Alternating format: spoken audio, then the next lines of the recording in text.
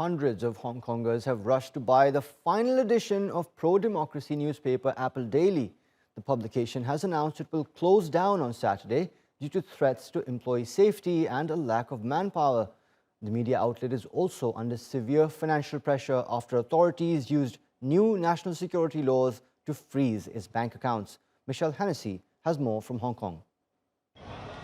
After 26 years, one of Hong Kong's most prominent pro-democracy publications has printed its last headline, a painful farewell. Hundreds of readers have snaked through the city's streets, queuing at newspaper stands to snap up the last edition of Apple Daily. The final front page is a tribute to its supporters and the pro-democracy cause that ultimately led to its demise. It's like death, because Hong Kong is supposed to have freedom of the media and free speech.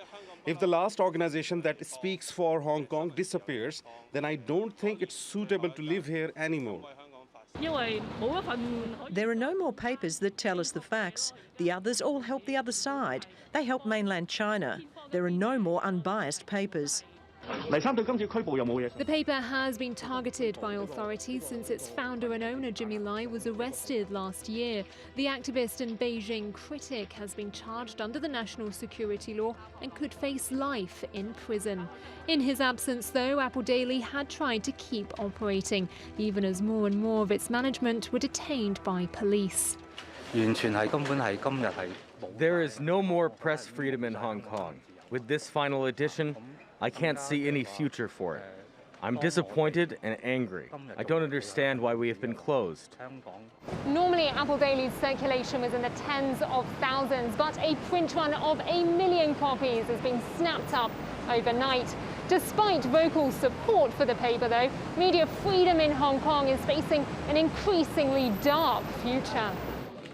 The local government has frequently contended that media in Hong Kong are able to report freely, but it's also warned that freedoms here are no longer absolute. What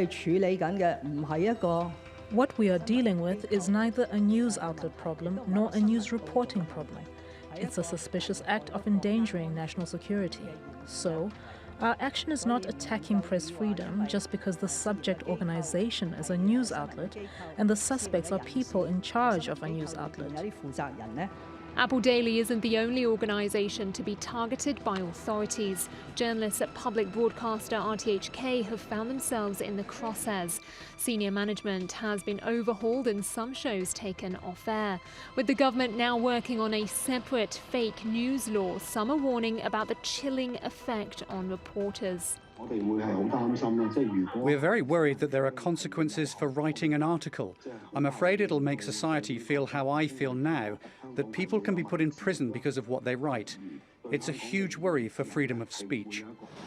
As Apple Daily's final edition went to press, another foreign NGO warned about narrowing rights in the city. The Human Rights Measurement Initiative says more and more people are vulnerable to arbitrary arrest, including journalists. Hennessy, TRT World, Hong Kong.